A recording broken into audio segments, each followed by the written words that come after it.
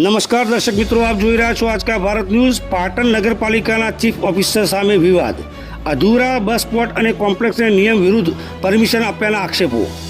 નવા બસ સ્ટેન્ડમાં બાંધકામ પૂર્ણ થયા વગર જ 821 દુકાનોને બીયુ પરમિશન આપી હોવાનો કોર્પોરેટરનો દાવો। ભ્રષ્ટાચારની આશંકા સાથે તપાસની માંગ।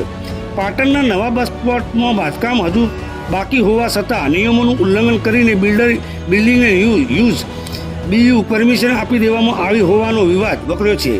પાટણ નગરપાલિકાના કોર્પોરેટરે નવા બસ સ્ટેન્ડની મુલાકાત લીધા બાદ ચીફ ઓફિસર હિરલબેન ઠાકર પર ગંભીર આક્ષેપો કર્યા છે। કોર્પોરેટર શૈલેષભાઈ પટેલે જણાવ્યું હતું કે બસ સ્ટેન્ડમાં 1 થી 4 માળનું બાંધકામ હજુ પણ પૂર્ણ થયું નથી, તેમ છતાં ચીફ ઓફિસરે ગેરકાયદેસર રીતે 821 દુકાનોને બીયુ પરમિશન આપી દીધી છે। આ પરમિશન 22/9/2025ના રોજ આપવામાં આવી હતી, જે સમયે બિલ્ડિંગ પાસે ફાયર સેફ્ટીની મંજૂરી પણ ન હોતી।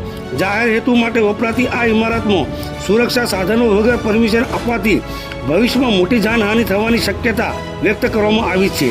આ મામલે અધિકારીના ઇરાદાઓ સામે સવાલ ઉઠાવતા મુખ્યમંત્રી અને શહેરી વિકાસ મંત્રીને લેખિતમાં રજૂઆત કરવામાં આવી છે। ભ્રષ્ટાચારના આક્ષેપો અંગે પત્રકારોના પ્રશ્નોના જવાબમાં તેમણે જણાવ્યું હતું કે આવી ખોટી મંજૂરીઓ પાછળનો ઇરાદો તપાસનો વિષય છે। બીજી તરફ કારોબારી ચેરમેન મુકેશભાઈ પટેલે પણ ચીફ ઓફિસર પર બિલ્ડરો સામે લેતી દેતી કરીને નિયમ વિરુદ્ધ કામગીરી કરવાના આક્ષેપો કર્યા છે। તેમણે રેલવે ગરનાળા પાસે આવેલ કે શ્યામ સ્ક્વેર કોમ્પ્લેક્સનો ઉલ્લેખ કરતા જણાવ્યું હતું કે 30 સપ્ટેમ્બર 2022 પહેલાં થયેલા બાંધકામ માટે જ ઇમ્પેક્ટ ફી ભરી શકાય તેવો નિયમ હોવા છતાં તે પછીની રજા ચિઠ્ઠી ધરાવતા કોમ્પ્લેક્સની ઇમ્પેક્ટથી ફી ભરાવીને રેગ્યુલર કરવામાં આવ્યો છે। અગાઉના ચીફ ઓફિસરે જે બાબતે રેકોર્ડ પર નામંજૂર કરી હતી તેને વર્તમાન ચીફ ઓફિસરે કાયદેસર કરી હોવાનું તેમણે ઉમેર્યું હતું। નગરપાલિકાના સભાસદોએ માંગ કરી છે કે બસો માટેનું પાછળનું બાંધકામ પૂર્ણ હોવાથી બસ સ્ટેન્ડ તાકીદ શરૂ કરવામાં આવે, પરંતુ ખોટી રીતે અપાયેલા પરમિશન અંગે વહેલી તકે સ્પષ્ટતા કરવામાં આવે, અન્યથા પોલીસ ફરિયાદ કરવાની ચીમકી પણ ઉચ્ચારવામાં આવી છે। Reporter Iqbal Shah, Aajka Bharat news, Patan.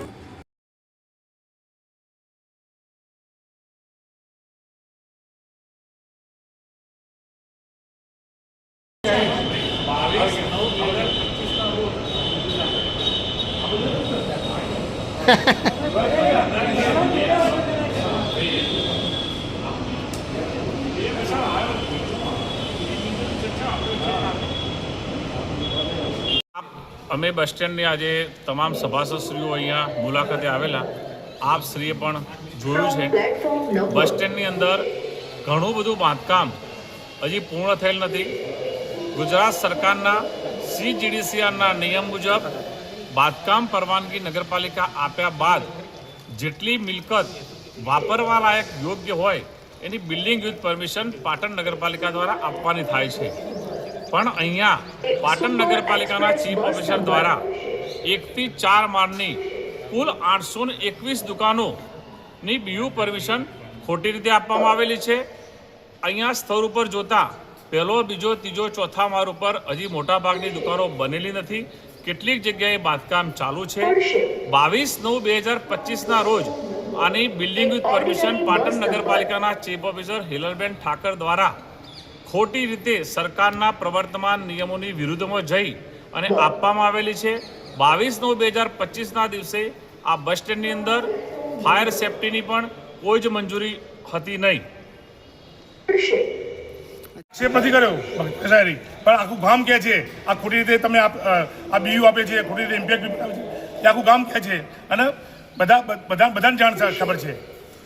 આજે વિકાસના કામોમાં તમને સાથે રાખે છે કેમ? જરાય નહીં, એમની જાતે નિર્ણય લે છે। એ કાયદાથી ગભરાતા જ નથી, કાયદો પોતાના ગજવામાં નહીં ભરે છે।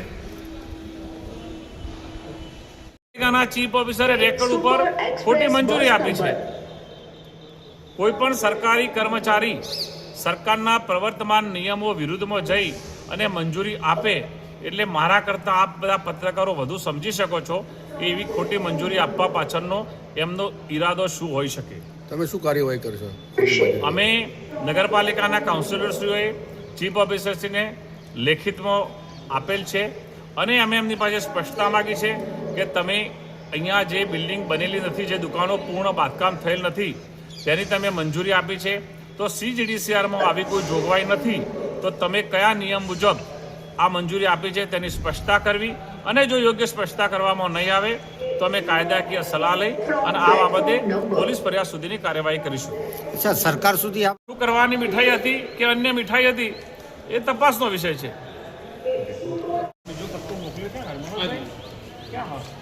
ચીફ ઓફિસરની સ્પષ્ટતા માગી છે અને અમે જે રજૂઆત કરી છે એ મુખ્યમંત્રી શ્રી, શહેરી વિકાસ મંત્રી Shri, commissioner Shri, municipality administration અને રિજિયોનલ કમિશનરને મોકલી આપેલ છે.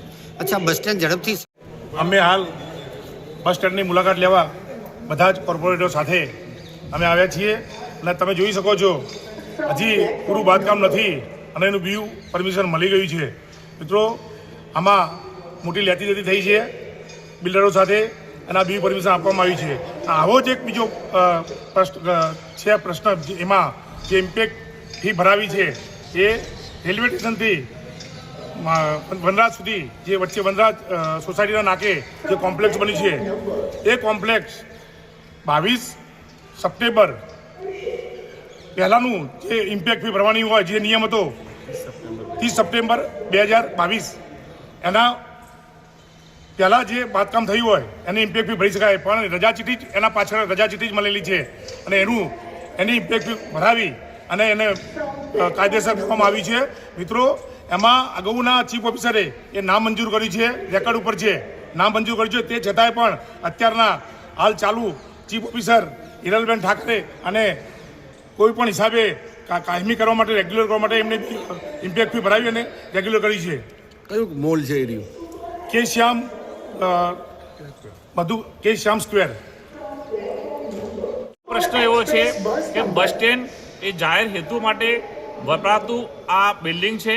અહીંયા ફાયર સેફ્ટીની સુવિધા ન હોય અને બિલ્ડિંગ વિથ પરમિશન આપવાથી જાનમાલનું નુકસાન થાય, પ્રજાને આ બાબત ભવિષ્યમાં મોટી જાનહાનિ થવાની સંભાવના છે. અમે નગરપાલિકા બસ સ્ટેન્ડ આગળના બાંધકામની કોઈ હાલ એવી ઉતાવળ નથી. પાછળનું બસ સ્ટેન્ડ એ પાછળ બસો ઊભી રહેવાની છે, એટલે પાછળનું બાંધકામ પૂર્ણ થયેલ છે તો બસ સ્ટેશન ઝડપથી શરૂ થાય એવી અમારી મુખ્ય માગણી છે. અમે અવારનવાર આ બાબતે રજૂઆત કરતા આવ્યા છીએ અને રજૂઆત કરતા રહીશું. તમારે નગર શકો છો આ મંજૂરી પરથી કે આવી ખોટી મંજૂરીઓ આપવા પાછળનો ઈરાદો શું હોઈ શકે? એટલે આમાં તમે માનો છો કે મીઠાઈ કંઈક આપી હોય? તમે સમજો છો ને કે મીઠાઈ ક્યારે આપવામાં આવે અને આવી ખોટી મંજૂરી ચીફ ઓફિસરે શું કામ આપવી જોઈએ? મોં મીઠું કરવા માત્ર મીઠાઈ આપી